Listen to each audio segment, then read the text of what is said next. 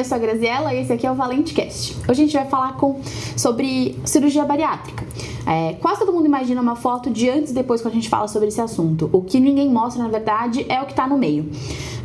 O que acontece no corpo, na cabeça, no coração. E a gente vai falar sobre essa travessia. Sobre o medo de não caber no próprio corpo e nem na própria história. Sobre o desejo de mudar e também sobre a culpa de mudar. E também, é claro, quando a gente fala sobre bariátrica, não tem como a gente fugir do assunto sobre transtornos alimentares. A Mariana é minha convidada desse episódio. Ela é advogada, empreendedora e mentora. Saiu do interior de Minas Gerais aos 16 anos de idade, com coragem e um sonho na mala. Desde então tem se reinventado dentro da sua própria história. Hoje ela tem um escritório, inclusive ela é parceiríssima aqui do nosso escritório. Apoia outras mulheres a se posicionarem no digital. Já foi CLT, virou CNPJ e desde então enfrentou também uma transição de carreira, passou pela bariátrica, foi diagnosticado com TDAH na vida adulta, né, Mari? Tudo isso enquanto ela aprendia a habitar o próprio corpo e a própria mente. Bom, a Mariana dispensa apresentações a todos, mas fico muito feliz de você ter topado fazer esse episódio comigo. Só uma pequena introdução antes da gente começar o episódio. A gente não quer aqui fazer uma apologia nem a não fazer bariátrica, nem a fazer bariátrica. Entendemos que esse assunto que tem que ser tratado entre você e o seu médico de confiança, mas realmente sobre pressão estética, transtornos alimentares, sobre tudo que passa uma pessoa que está vivendo essa decisão, esse processo da bariátrica. Então, Mari, seja muito bem-vinda. Ai, obrigada. Olá, gente, estou muito feliz de estar aqui, agradeço imensamente esse convite. Eu acredito que tenha sido assim, uma oportunidade gigantesca e um momento assim, muito especial na minha vida, que no decorrer desse episódio a gente vai comentar. A bariátrica foi um primeiro passo de transformação na minha vida e um passo de coragem também.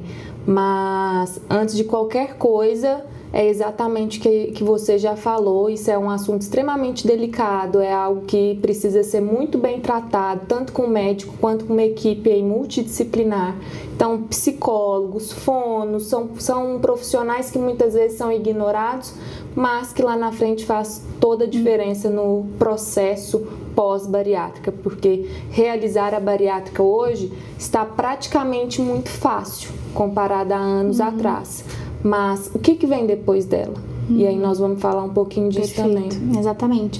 Acho que, inclusive, é um bom tópico pra gente começar a falar sobre isso que você falou, sobre a facilitação que a gente tem hoje em dia para fazer a bariátrica. E não só para bariátrica, né? Também para processos de emagrecimento sem controle médico, sem controle psicológico, que eu acho que é tão importante quanto, se não mais até efetivamente do que o controle médico, justamente porque a gente tem uma grande questão de pressão estética, né? De o corpo ideal, como a gente deve ou não ser, se a sua coxa pode ou não ser grossa, se você é desejável. Então, para nós mulheres também isso tem N camadas de profundidade em relação não só como a gente se sente em relação ao nosso corpo, mas como as outras pessoas nos enxergam também, né? Isso.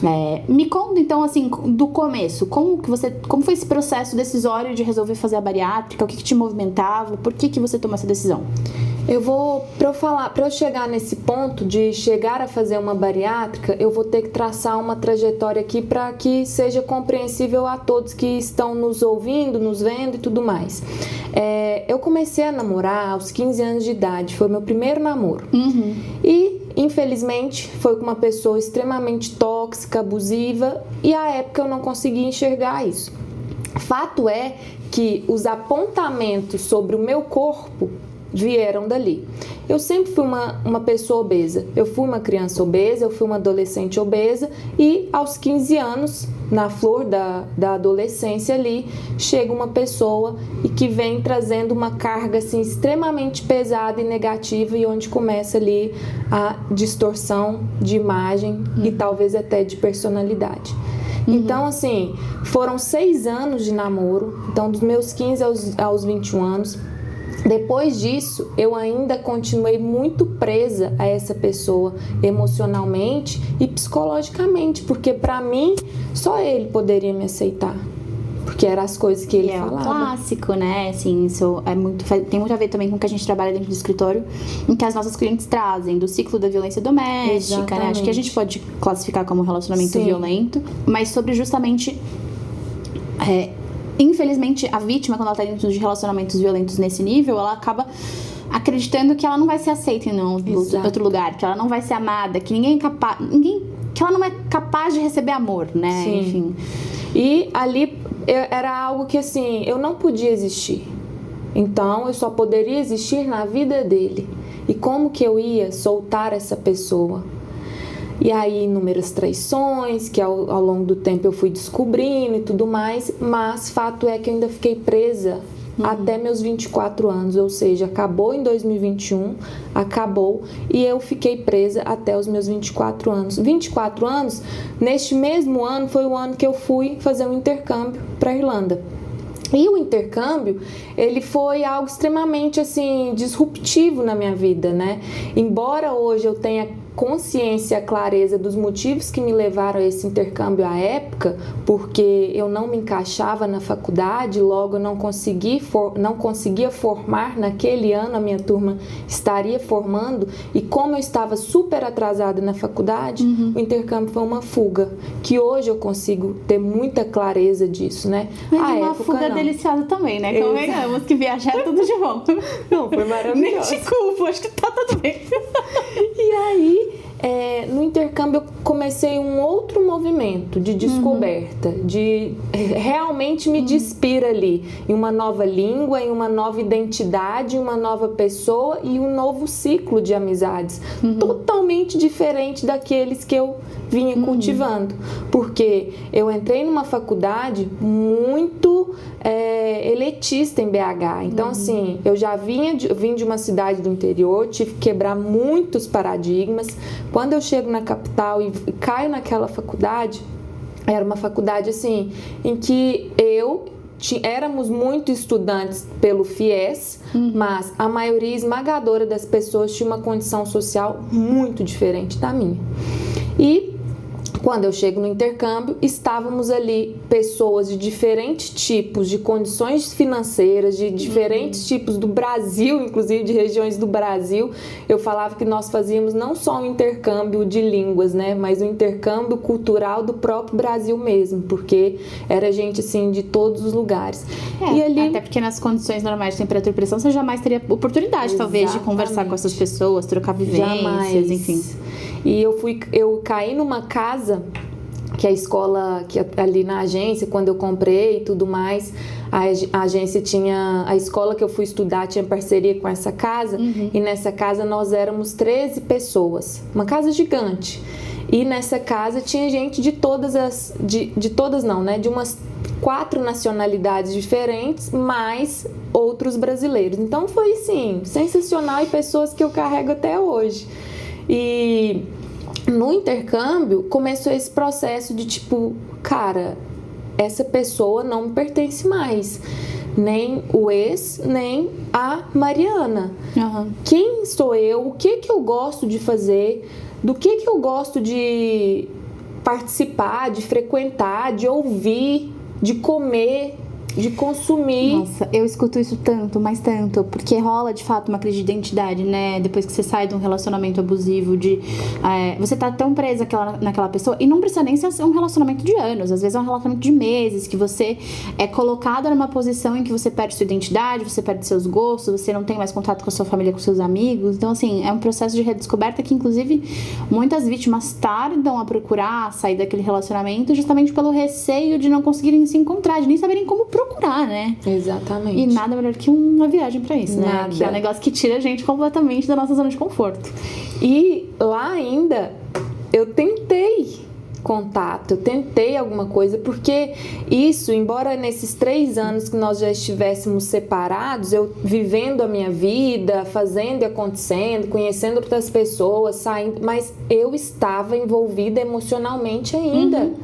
Querendo ou não... A gente se humilha, né, amiga? Não, é muita humilhação. Meu Deus, como que pode? E aí, o fim da humilhação veio exatamente dele. Que ele me mandou um áudio dizendo: I don't want more. Mentira, ainda te esculachou. Cara, que cara de pau, gente. E esse áudio foi o áudio mais dolorido, mas foi o meu maior desabrochar. porque dali em diante eu consegui, inclusive, envolver com outras pessoas verdadeiramente. Nossa, isso é importante. E uma dessas pessoas, eu falo que essa pessoa na minha vida foi uma ponte. Foi uma ponte para me mostrar, olha, você vai estar voltando pro Brasil, eu não vou, eu vou ficar aqui, mas saiba que o tratamento que você merece é, no mínimo, isso aqui. Então eu já voltei com um nível de consciência de tipo, cara, eu posso, eu mereço e eu vou ser feliz. E assim eu volto pro Brasil em 2017 com meia faculdade para eu concluir ainda. O sonho ainda tava ali ainda pra acontecer. E eu pensava, gente, se não fosse essa faculdade eu ficava aqui. Nossa, eu ia ficar aqui nessa Irlanda. Meu Deus, que trem bom. Nossa, como que pode? Mas não, eu tinha que voltar. E tem muito brasileiro na Irlanda, né? Dizem que assim, você anda na rua, eu nunca fui, mas dizem que você anda na rua, você escuta português de todos os sotaques, assim. Sim, exatamente. Você não dá pra treinar inglês, né? Não. Porque só ouve português. Não mesmo. E é exatamente pela facilidade da entrada no país e a consequência em conhecer outros países ali ao redor. Que outros países também que têm um acesso fácil para intercâmbio, igual o Canadá, por exemplo, e a Austrália, são distantes e você não vai ter essa possibilidade de conhecer tantos países quanto a Europa te dá, né? Exatamente, perfeito. E aí, no que eu volto, né, eu conheço um outro namorado e começo a me relacionar e tudo mais, e foi ali que eu pensei assim, não, agora eu tô com uma identidade nova, né? E isso hoje falando com uma maneira assim muito consciente. Obviamente, aquela época eu não tinha tanta clareza, né? É muito mais entroncado, né? Porque quando a gente olha em perspectiva, as coisas ficam mais claras, mais óbvias, mais tranquilas de digerir, mas incompreensível. Entende? Exatamente. E aí eu começo a namorar com uma pessoa que me amava demais já. Nossa, como eu era amada. Só que o amor dele era na minha maior fragilidade. Eu, obesa, era muita segurança para ele. Então não era nada funcional. Mas eu achava. Então, calma, então ele te amava por conta da sua obesidade, era isso? Cara, hoje a gente tem muita clareza, né? Depois de muita terapia e muita conversa, por quê? Ao final, o que levou, né, ao nosso término, que é onde a gente vai chegar, que foi a bariátrica, a gente conseguiu identificar isso. Esse meu ex era uma pessoa muito fragilizada emocionalmente e aqui eu falo assim, o quanto o ambiente familiar também, né, acaba prejudicando em muitas coisas e especialmente nessa construção emocional. Então, se você não teve uma base sólida ali muitas vezes, eu não tô nem falando assim, de relacionamento de pai e mãe perfeito, não, porque isso não existe. Mas o mínimo, exatamente nessa construção, faz muita diferença na vida adulta, né? E assim, é muito triste o que eu vou falar, mas é muito difícil homens adoecidos terem relacionamentos funcionais. Exato. Mulheres também, óbvio, né? Mas olhando para uma perspectiva de poder, né? De quanto eles têm poder em cima da gente, em cima dos relacionamentos, socialmente mesmo. E tem um clássico, né? Que a gente tenta curá-los. A gente olha um homem adoecido e fala: opa, vou pegar pra criar? É muito comum, né? Exatamente, você chegou no ponto. E aí, eu fui essa pessoa que eu assumi o papel de mãe. Nossa, ele me ama demais, então assim, eu preciso retribuir isso de alguma forma, então eu vou cuidar, eu vou ser mãe. E eu assumi esse papel. Pânico. Aí eu botei a pessoa pra formar, não tinha ensino médio. É mesmo? Foi formar, depois vai tirar carteira. Foi tirar carteira. Não, literalmente, como se fosse quase um orientador vocacional, né, ali. Entrou na faculdade. Compra um carro. Ai, amiga, é tenebroso, a gente faz muito esse papel, né? Não, é surreal. Comprou o carro. Que bom, pelo menos a trajetória foi impactada. Impactou positivamente alguém. Eu espero que continue. E aí, quando eu começo a perceber um pouco disso, eu começo a perceber o quão tóxica também eu estava sendo naquele relacionamento. O contrário existia, mas eu, na intenção de querer moldá-lo ali da minha forma, eu coloquei um pássaro dentro de uma gaiola. E isso, de uma certa forma, começou a pesar de maneira que não seria sustentável. E aí veio a bariátrica.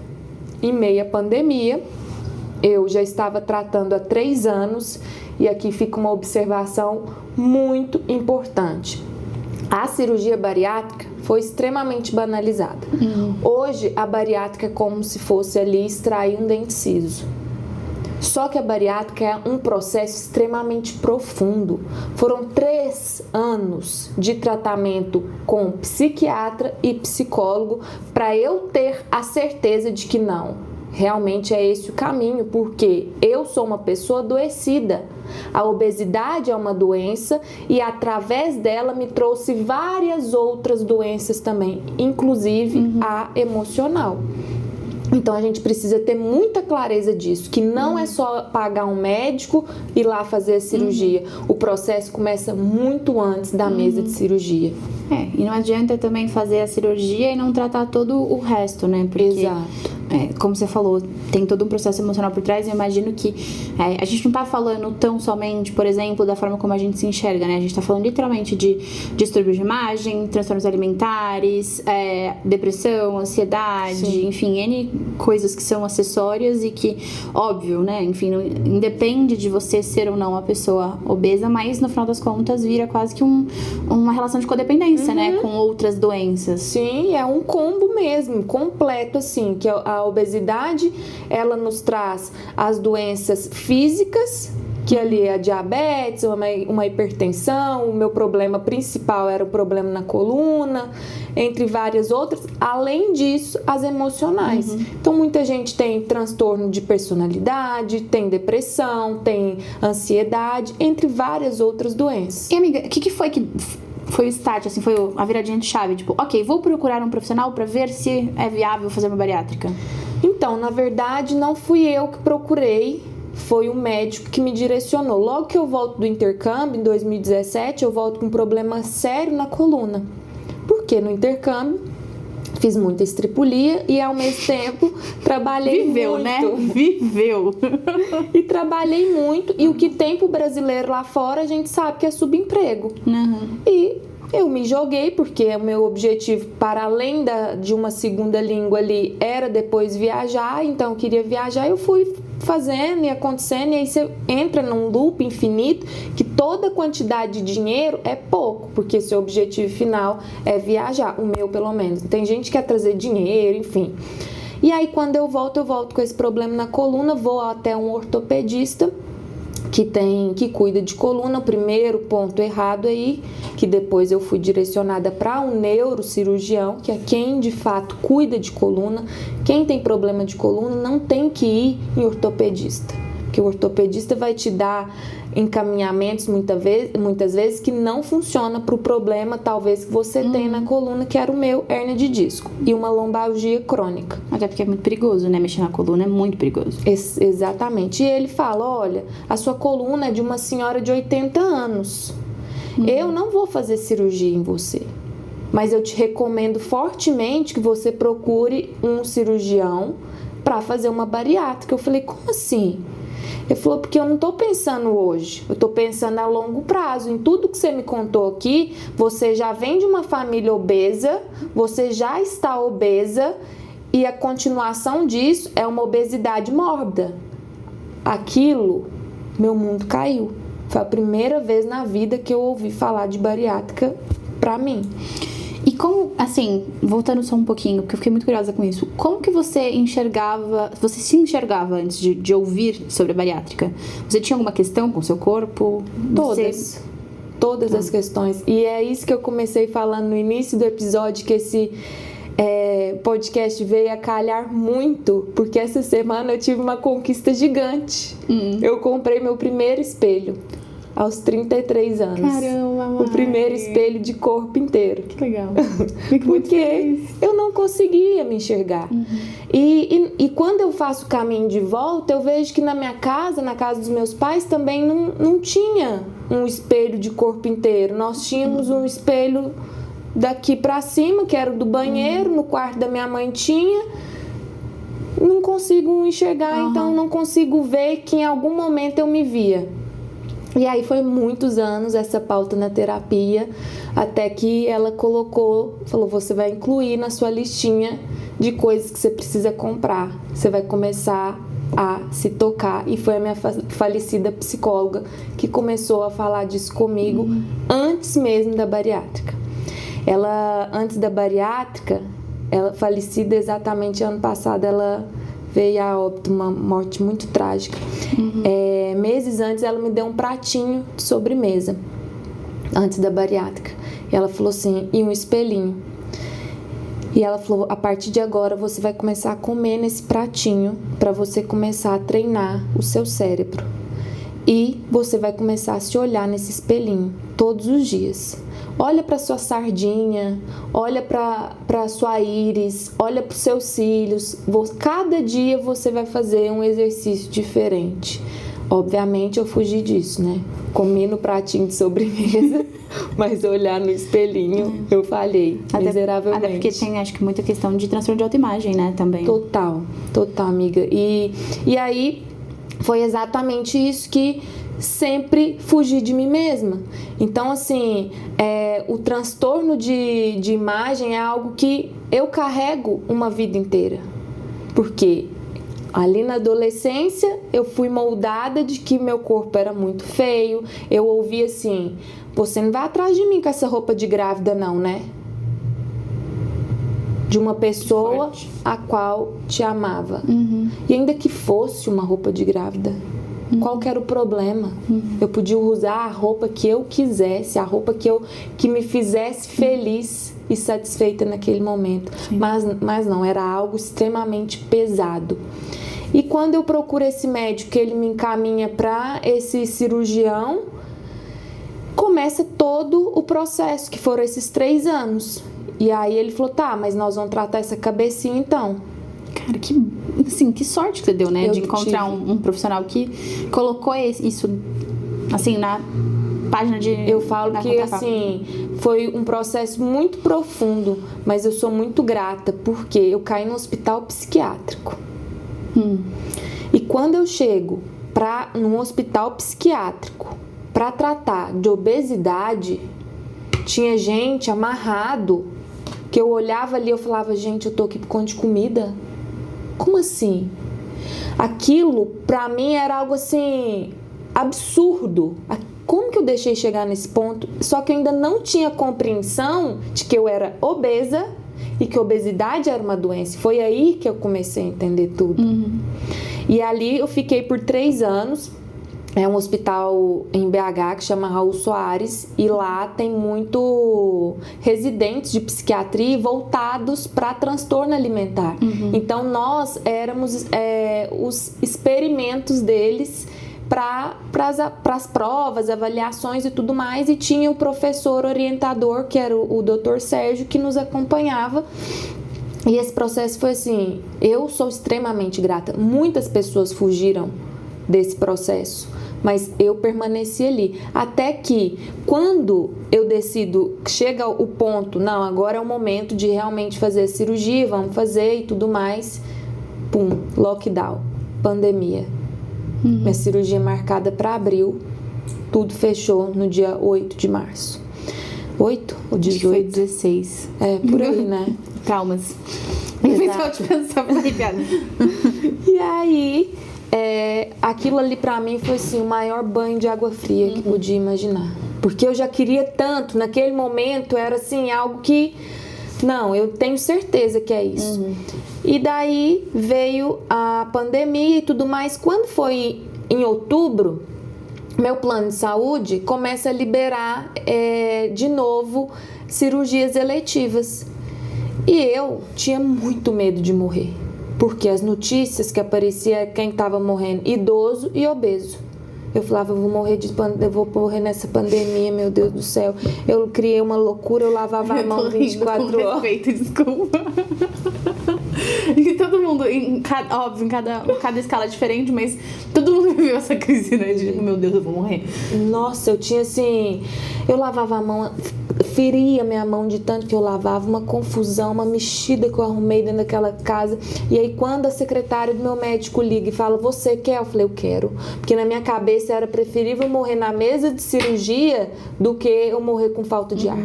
Era só isso que eu pensava. Muito doido, né? Porque daí você entra num sofrimento psíquico relacionado a outra coisa, né? Tipo, a cirurgia, a não fazer a cirurgia, assim, quase que um ciclo autodestrutivo, Sim. né?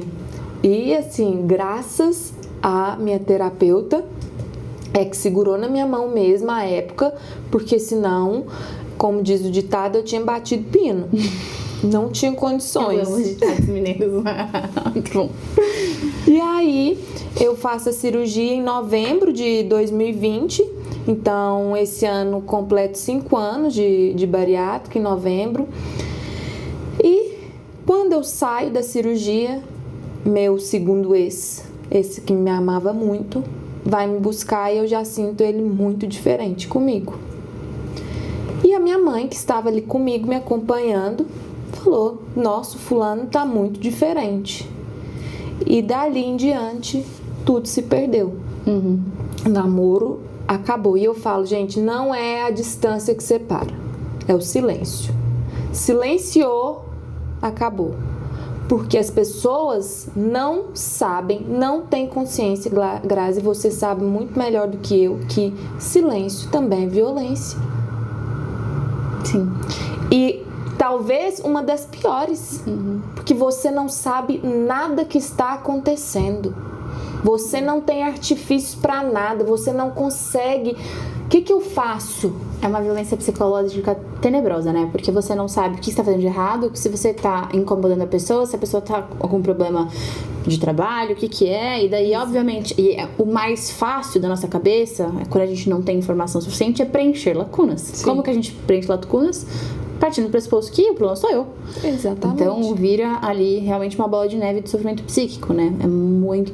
Nossa, que chega de mulher contando pra gente, ai não, porque daí simplesmente ele fazia tratamento de silêncio. Cara, é tão ruim quanto você bater em alguém. Exato. Porque é uma violência muito profunda que deixa marcas bizarras, assim, de violentas, né? E aí você pensa, eu...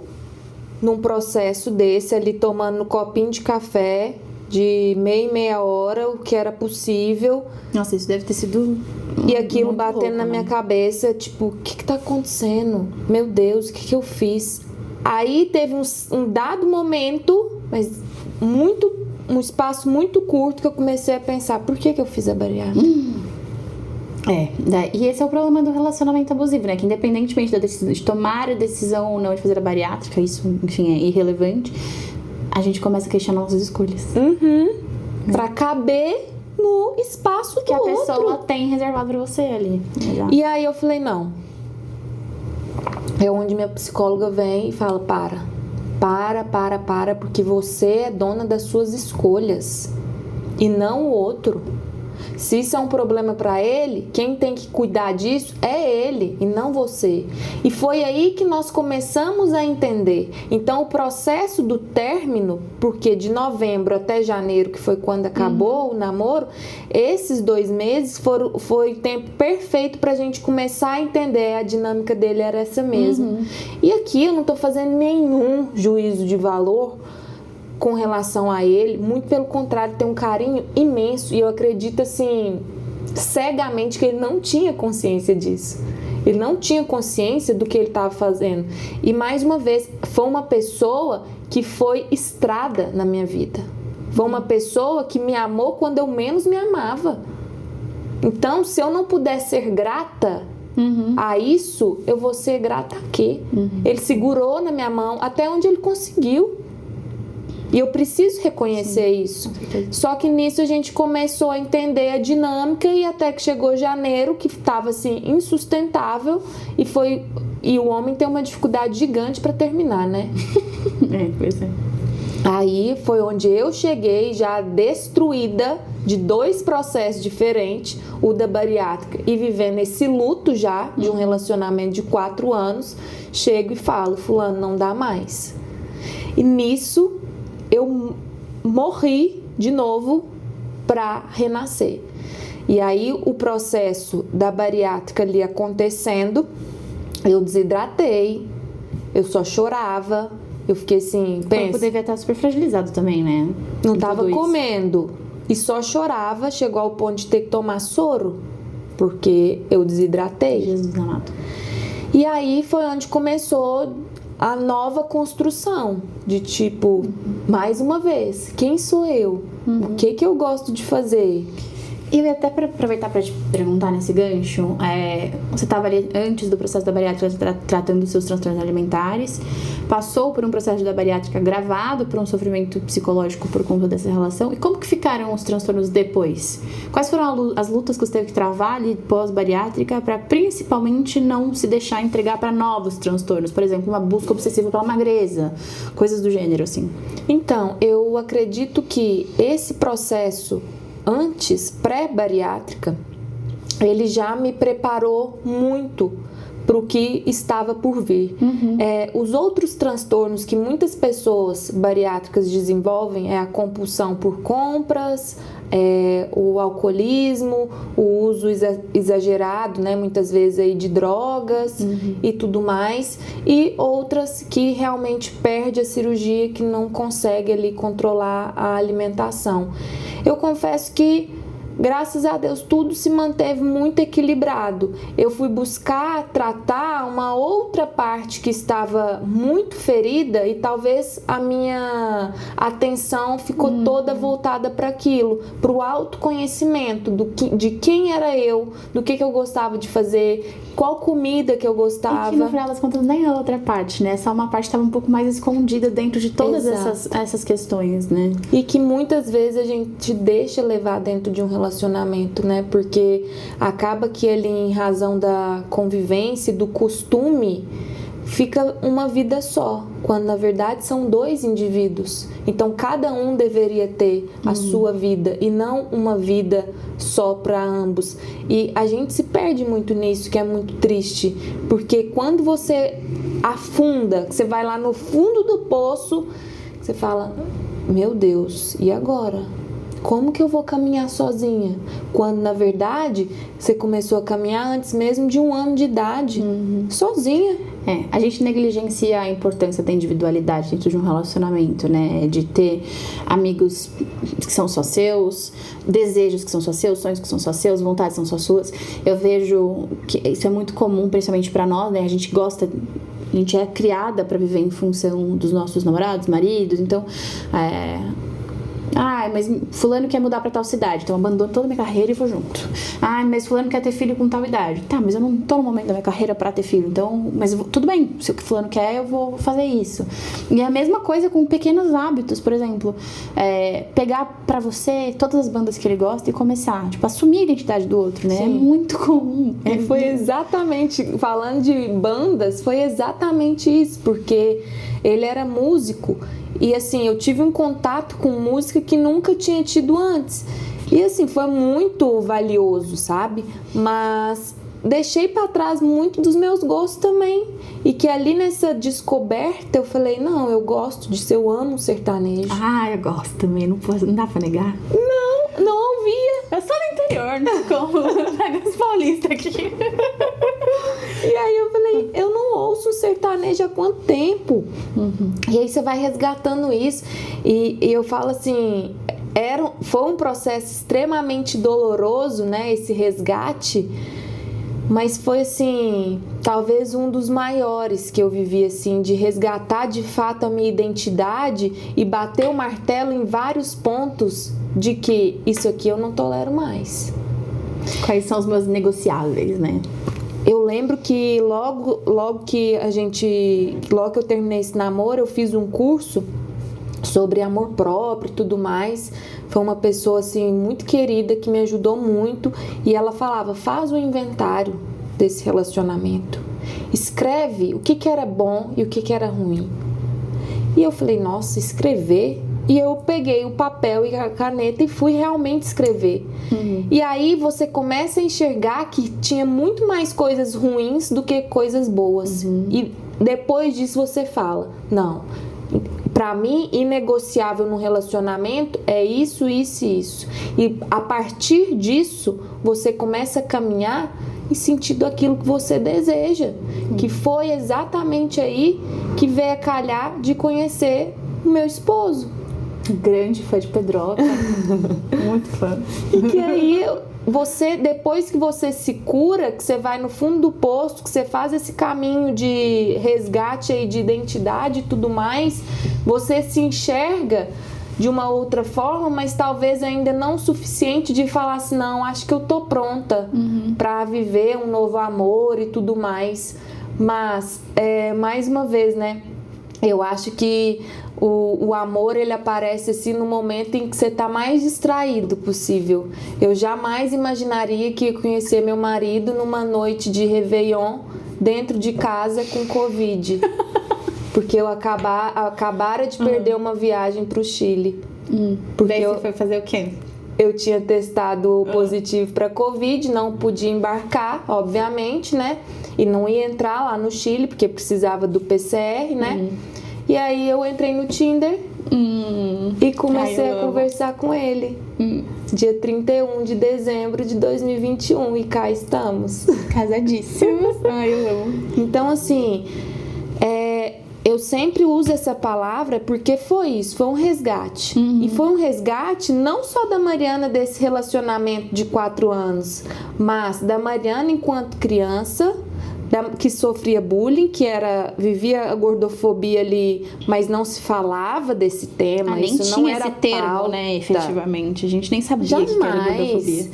Foi da Mariana na adolescência, que tinha muita vergonha, consequentemente não se relacionava. Por isso, quando vem aparecer esse namoro, eu não podia soltar, porque até então não tinha namorado, todas as minhas amigas namoravam. Como que ele tinha visto alguma beleza em mim? Eu não podia perder isso. Então, é um resgate de toda uma vida que veio acontecer no auge dos 28 anos. E às vezes, cara, isso é muito profundo, né? Porque às vezes não é nem sobre o corpo gordo, efetivamente, né? Porque tem gente que encontra felicidade, mas o ponto de tudo isso é a forma como o mundo te cobra, né? Sim. A E construção. como isso vira uma cobrança interna, no final das contas. Você Total. pega pra si, né? Porque, óbvio, imagina, uma criança, uma adolescente não tem bagagem emocional suficiente pra falar: ai, que bobagem, vou ignorar. Não é isso, né? A gente é muito suscetível à opinião dos outros e à forma como os outros enxergam a gente. Então, acho que é muito mais profundo do que só o próprio corpo em si, né? Com certeza, porque tem inúmeras pessoas que vão passar essa vida obesa e vão viver bem. Inclusive e tá com tudo saúde, certo. né? Exatamente. É bem comum encontrar pessoas obesas que nunca tiveram problemas de saúde, porque o corpo acaba se adaptando. Pode ser obeso, mas tem hábitos saudáveis de caminhada, se alimenta bem, enfim, não tem uma coisa a ver com a outra, né? Que é exatamente o meu caso. Eu não tinha nenhuma doença pré-existente. Eu tinha um problema na coluna. E eu fui para a mesa de cirurgia sem nenhuma comorbidade, a não ser a coluna. Então, eu não tinha diabetes, eu não tinha hipertensão, eu não tinha gordura no fígado. Com 128 quilos. Eu era uma pessoa saudável. Por quê? Um corpo gordo que os exames mostram ali que não tem nenhuma anomalia, nenhuma diferença. Mas eu tinha um problema sério na coluna que era incapacitante. Eu não conseguia mais andar um quarteirão sem sentir dor. Eu chegava a ficar internada, tomar injeção. Nossa. Por fim, era morfina, porque a famosa beta 30 já não fazia mais efeito. Então, assim, há casos e casos. E mais uma vez, aqui não é um reforço para uma pessoa obesa ir fazer uma bariátrica. Não, a bariátrica foi a que deu certo para mim.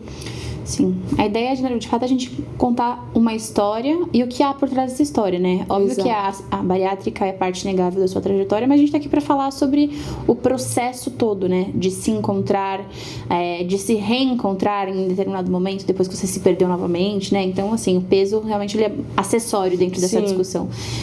Mas pensando no que a gente já tá falando sobre pressão estética, me conta como que você entendia que o mundo te enxergava antes da cirurgia e principalmente como o mundo começou a te enxergar depois. Você sentiu que houve muita diferença, assim, de tratamento?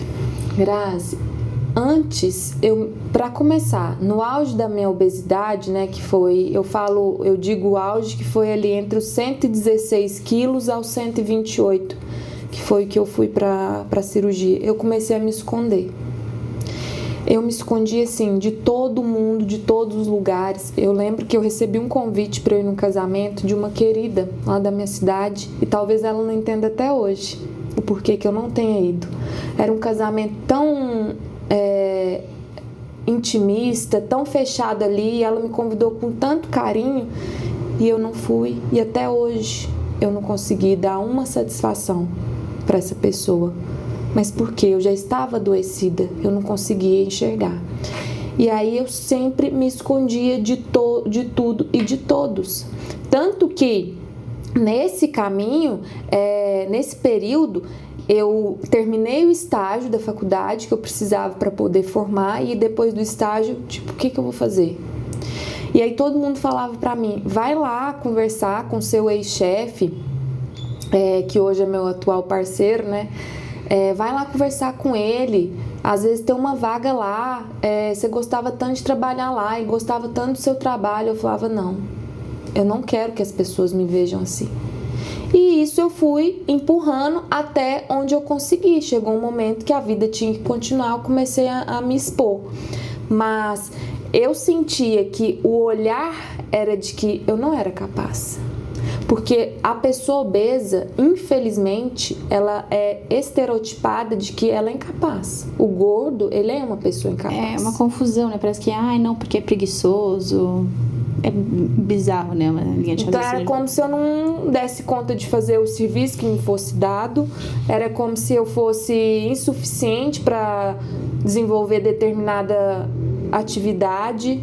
E muito pelo contrário, eu estava ali com todas as dores e dificuldades, fui até ele, pedi ajuda para ele, foi onde me contratou de novo, e graças a Deus tivemos aí uma relação muito saudável, e eu começo a entender de que, eu tô obesa, mas a vida não pode parar, eu vou ter que movimentar ainda assim.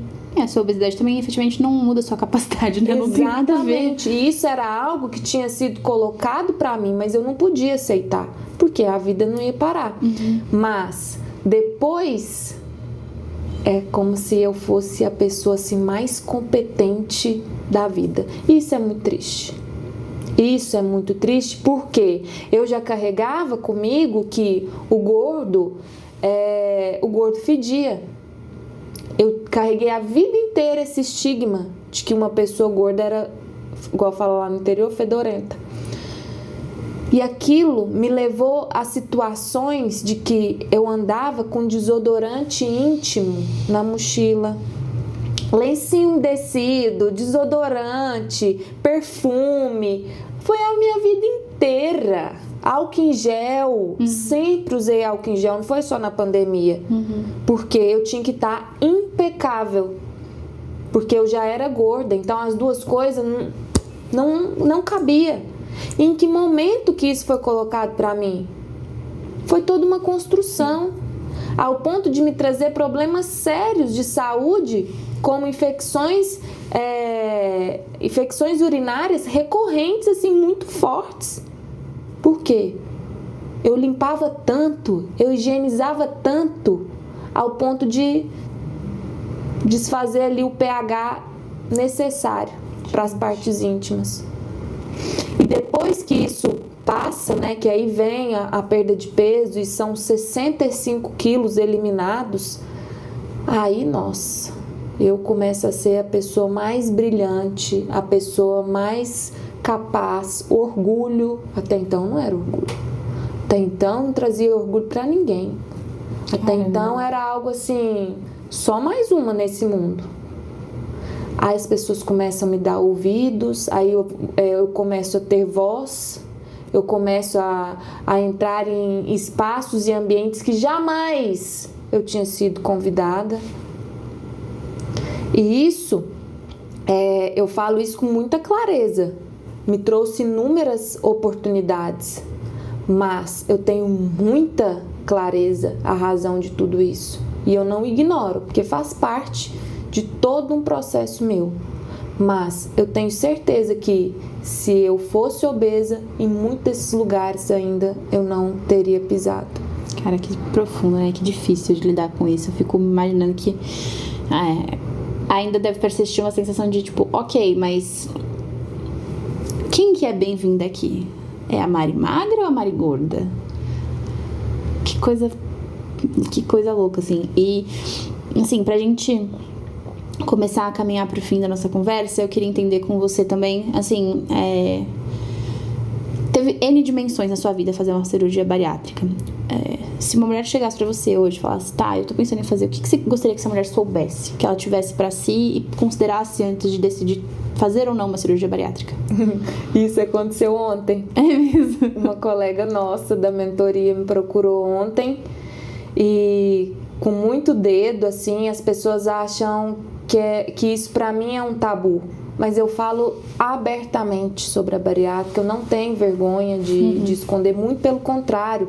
À época eu compartilhei sobre isso, né, nas redes sociais, eu estava ali começando a criar conteúdo e tudo mais, então assim, eu fui documentando essa trajetória e isso ajudou muitas mulheres. Então assim, isso para mim é muito tranquilo de falar, mas eu sempre trago isso de uma forma muito consciente e com muita responsabilidade de que a pessoa precisa ter muita clareza do que é o processo da bariátrica. A cirurgia ela tem, ela já sabe, ela já pesquisou. É cortar carne no final das contas, a cirurgia é o de menos, né?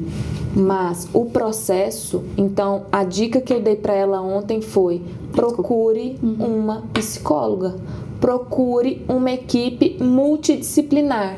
Não vai pelo médico blogueiro, vai pelo médico que não tem registro contra ele. Vai no cirurgião, que é um cirurgião que é respeitado na sua cidade, que outras pessoas fizeram, que você tem uma indicação, pesquise antes sobre aquele profissional. Entra lá na Sociedade Brasileira de Cirurgia Bariátrica e veja se aquela pessoa está lá registrado, porque isso é muito sério. Quem vai decidir se realmente é o caminho vai ser ele tem que ser ele junto com uma equipe multidisciplinar. Se ele toma essa decisão sozinho, muito provavelmente seu processo vai ter um ponto muito frágil ali, que você pode se perder em algum momento, seja na questão da nutricionista, seja na questão da psicóloga, da própria fono. Eu, em dezembro de 2021, um ano depois, conversando com duas amigas, uma delas falou: amiga, você tá babando. Eita! Eu falei: como assim? Você não tem reparado? Quando você tá conversando assim, às vezes você baba. Eu falei: não. Procurei o quê? Uma fono. Ou seja, estava falha essa parte do meu grupo ali multidisciplinar, porque eu perdi muito peso e a minha face não acompanhou a minha boca. Então eu não tinha noção de que estava escorrendo. Não fazia a menor ideia de que isso era uma questão. Nunca tinha ouvido falar sobre isso. Uma outra coisa, a pessoa que faz bariátrico, o pH do estômago muda, extremamente propensa a ter mais cáries. O nosso acompanhamento no dentista não é anual, é de 6 em 6 meses. E por mais higiene que você tenha, infelizmente, você pode chegar lá e ser surpreendido com uma cárie em 6 meses. Porque o pH do estômago não é mais o mesmo. Então, assim, são detalhes que ninguém te conta, mas que faz totalmente muita diferença na sua jornada. Então, se você é uma pessoa que está procurando fazer uma bariátrica, procure uma equipe multidisciplinar, especializada em bariátrica. E o que foi mais difícil de mudar? A Mari por dentro ou a Mari por fora? Acho que é por dentro. Por fora também, embora eu tivesse essa dificuldade, essa distorção de imagem, né? Mas eu acho que, assim, compreender essa nova pessoa que estava nascendo ali, Eu acho que foi o processo mais doloroso, mas ao mesmo tempo foi o maior aprendizado que eu vou carregar. Perfeito. É justamente sobre isso que a gente queria falar hoje, sobre como a bariátrica, a gente não está aqui para defender ou condená-la, a gente está aqui para escutar com profundidade tudo que essa cirurgia envolve e principalmente o que ela não resolve, mas que precisa ser cuidado com muita atenção, porque o corpo da gente não pode ser um projeto de aperfeiçoamento, ele precisa ser um lugar de história, de dor, de memória, de desejo, e recomeçar quando é pra gente é sempre um ato de amor próprio. Mari, muito obrigada por confiar na gente essa conversa, por dividir com quem tá ouvindo a gente uma parte tão dolorida e profunda da sua história. Foi muito transformador aqui pra mim conversar com você sobre isso. Um assunto que eu acho que muita gente ainda tem interesse em saber, mas não sabe nem como perguntar, nem quem abordar, enfim, acho que são as coisas que a gente não fala sobre bariátrica, né? E antes da gente encerrar, compartilha com quem tá ouvindo a gente, como que a gente pode te encontrar nas redes sociais, como a gente acompanha seu trabalho, conte-nos. Então, eu que agradeço pela oportunidade, Grazi, foi assim maravilhoso partilhar um pouquinho dessa experiência, né, de tudo que aconteceu aí, dessa trajetória, especialmente em uma semana aí tão especial para mim, que parece algo muito bobo, né? Ai, nossa, um espelho, mas que foi de grande relevância para mim. Quem tiver interesse em saber mais sobre esse assunto pode me procurar, pode me abordar também. Eu estou nas redes sociais como marianaaraújoR.adv. Ali é o meu canal de escuta e ao mesmo tempo de propagar informações para mulheres advogadas, incentivá-las a entrar nesse mundo do digital e tudo mais, mas também de trocar experiências de vida que a gente carrega aí por toda a jornada. Perfeito. Inclusive, a Mariana é a rainha da inteligência artificial, viu, gente? É muito importante deixar isso bem claro. Bom, se esse episódio mexeu com você de alguma forma, não guarda só pra você, compartilha ele com quem precisa ouvir um pouquinho sobre isso, quem tá aí precisando de um norte, não sabe por onde começar, e, obviamente, segue o ValenteCast na sua plataforma de áudio favorita, deixa o seu carinho com a gente nos comentários, e vem com a gente nessa jornada de escuta e de afeto que a gente tá querendo construir por aí, porque às vezes tudo que a gente precisa saber é que a gente não tá sozinho e que o corpo e a vida são um processo. Um beijo e até a próxima. Tchau!